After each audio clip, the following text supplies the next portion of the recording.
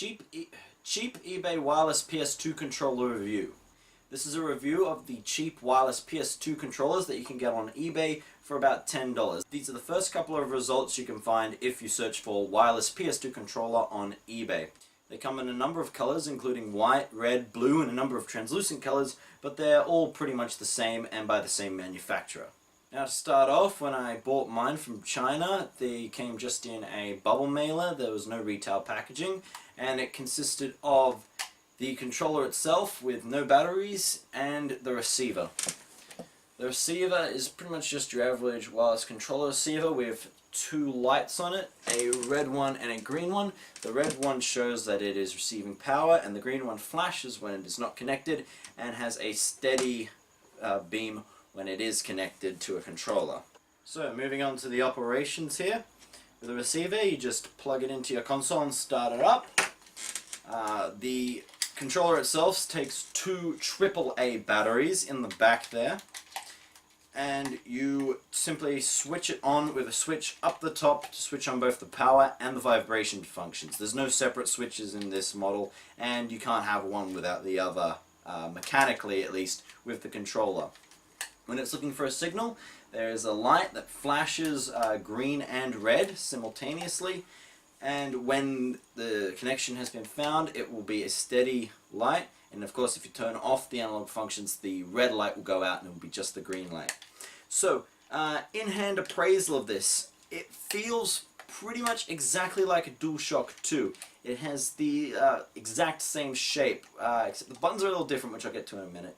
Aesthetically, the differences are it doesn't have a Sony logo at the front. The molding is slightly different on the back to accommodate the battery drawer. There's a little extra ridge here, and of course there's the battery cover itself. Also, another aesthetic difference is you might be able to see their Start, Select, and Analog is printed in silver rather than the usual black. And the buttons are a bit blacker than the usual grey. And also, the plastic feels pretty high grade. I'd have difficulty telling this apart from a real controller just by the plastic of the shell. It's pretty robust, it's pretty strong. It's, yeah, it's perfectly fine in that regard. One thing though is that the plastic is a little thin, so that when I switch it on, you see here, the light actually shines through the plastic. But then again, unless you're staring at your controller, that's probably not going to bother you too much. Now, the buttons on this controller, compared to a normal DualShock 2, they are a little bit more spongy. There's a little bit more travel. Yeah, I don't know whether that's just because this is new out of the box and if all DualShock 2s are normally like that, but I actually kind of like the little bit of extra travel I get over a standard DualShock 2. It feels just a bit more solid to me. I know I said it was spongy, but it's still a spongy feel, but like the high travel kind of gives you just a little bit more tactile feedback when you press a button, especially with the D-pad. I normally hate the PlayStation D-pad, at least for games where I have to use it a lot. Like, just normally, it's pretty fine, like for menus and stuff, but for something where it's like gameplay, like say Mortal Kombat, I really hate it when you need to rock your thumb. The D-pad is much taller, so you're not grinding your thumb as much with the other ones. We've got the Start and Select, perhaps a little too firm, but really, who cares about Start and Select button? And the triggers, the extra bit of travel on the triggers is very nice. But the good thing is, if you are a purist about the way your controllers feel and the buttons, I have actually taken one of these apart and checked, and mechanically and like structurally, at least the top half of this controller, which can be completely removed without interfering with the battery pack at all, because it's a separate piece. It's not actually wired into the board, it's a separate piece from that, so that's good. Yeah, but anyway, you can take this apart and you could actually swap in the buttons, rubber contact pads, and if you were like a good hand with the soldering iron, you could even put original analog sticks in there if you wanted to for some reason. So this could completely feel like a real DualShock 2 or 3 if you have, say, a dead one lying around like I do. So maybe at some point I'll try that. The buttons are actually double injection molded, so like the real PlayStation buttons. It's two layers. First there's a layer of the color, and then there's a layer of black. So that means these won't wear away like a lot of other third-party controllers. The colors will stay there. The sticks, perhaps a bit firmer and a bit rougher than normal sticks, but feels perfectly fine to me. Like, it's just because they're new, I think. They'll soon wear down to the usual level of what this is. Unfortunately, I don't have a brand new DualShock 2 controller to compare these guys, but yeah. So negatives is this controller actually has a bit of a chemically smell about it, but you need to pay really close attention to it. I only noticed it after a few days.